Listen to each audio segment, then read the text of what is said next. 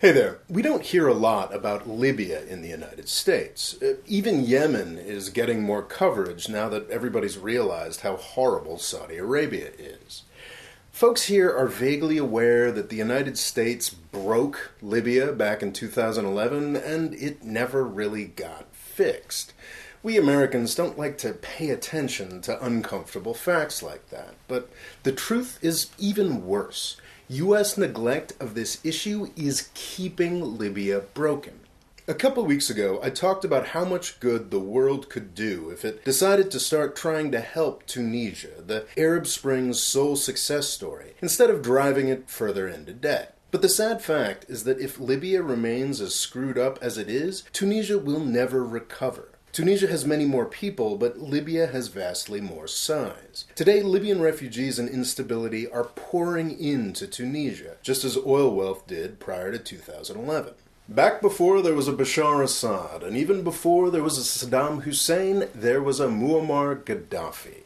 Libya's strongman gloried in his role as the U.S.'s favorite bad guy back in the 1980s and the 1990s. He thought he'd made a very lucrative peace with the United States under the second Bush, but in 2011 he found that that was not the case. NATO invaded, overthrew his regime, and Gaddafi was murdered in the streets. We were told we had to do it because Gaddafi, the military strongman who controlled most of the country, threatened the poor people of Benghazi. So where are we 8 years later? Khalifa Haftar, a military strongman who controls most of the country, now threatens the people and leaders of Tripoli. Fighting has flared up in recent weeks, and Libya is once again on the brink of all-out civil war. It's actually worse than it was back in 2011. There are a lot more people in and around Tripoli than there were in Benghazi, and the leaders in Tripoli are supposedly the United Nations-approved government. Many seem to welcome Haftar's attack on Libya's main population center.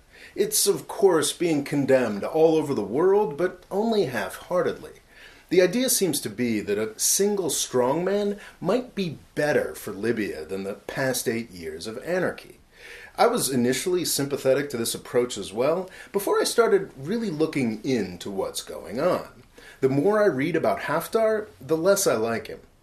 The main thing we're supposed to like about Haftar is that he's going to provide unity, rather than a patchwork of militia-controlled areas. But the more you look at his Libya National Army, the more it looks like just a bunch of militias, held together mostly by loyalty to one rather old, occasionally sickly man. Libya is a country that currently has at least 3 separate attempts going on right now to manage militias through representative institutions. It seems like kind of a shame to throw them all out and go with a strongman. And then there's this.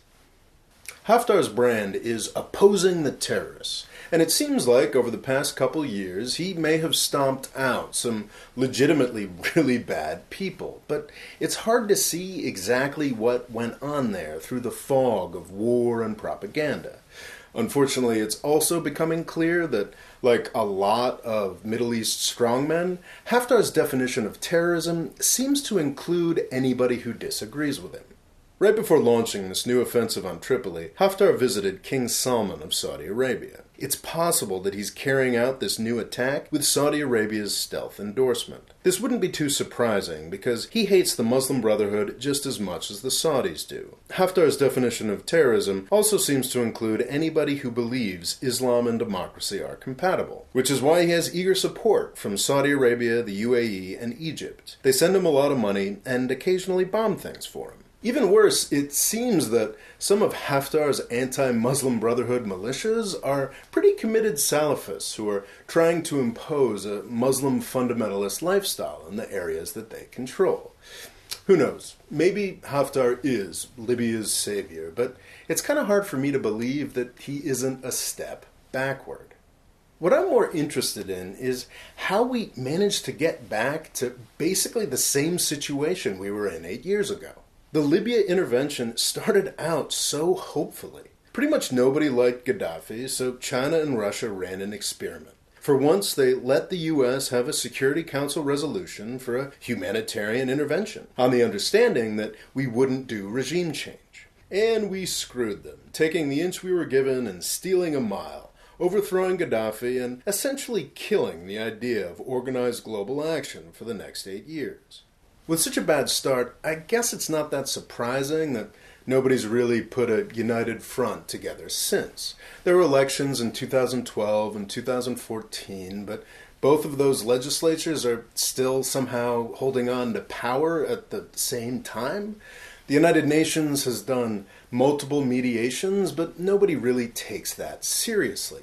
Every outside power pays lip service to the UN, but then they go and support their own proxies. We have the same dynamic we've seen elsewhere, with Turkey and Qatar supporting Muslim Democrats, and Saudi Arabia, the UAE, and Egypt supporting the people who want to kill those Democrats. Egypt is big on Haftar because they see echoes of their own dictator in him, which is another bad sign. Not even the European Union can keep it together. France supports Haftar and Italy supports the Tripoli government because they're both trying to get at the same oil contracts. This whole thing gets worse because the Libyan power structure is so fragmented. A single country can find itself supporting opposing militias in different parts of the country or even in the same city. Haftar's march on Tripoli is making the international community's policy even more schizophrenic than it already was. The United States claims to support the UN-sponsored process in Tripoli, but Haftar is a U.S. citizen.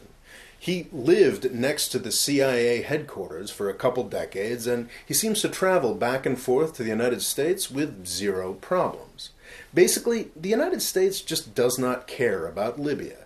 We'd rather not hear about this disaster we created. But we should care. Not out of love for the Libyans, we clearly don't have any of that, but because of Tunisia, the struggling democracy next door. In the unlikely event that Haftar can take Tripoli, what's to stop him from taking his crusade against Islamic democracy across the border? Tunisia's governing coalition does include some Islamists. Now, that could be alarmist, but why take the risk? The nice thing here is that the United States could have a really outsized impact by not really doing much at all. Secretary of State Mike Pompeo could, take a day off from his quest to create more Libyas in Iran and Venezuela and just make a speech or something. Just a few words forcefully supporting the UN-sponsored government in Tripoli could go a long, long way. Thanks for watching. Please subscribe. And if you want to hear more about the U.S.'s colossal screw-up in Libya in 2011, you can check out this rather rude video on Samantha Power from a couple years back.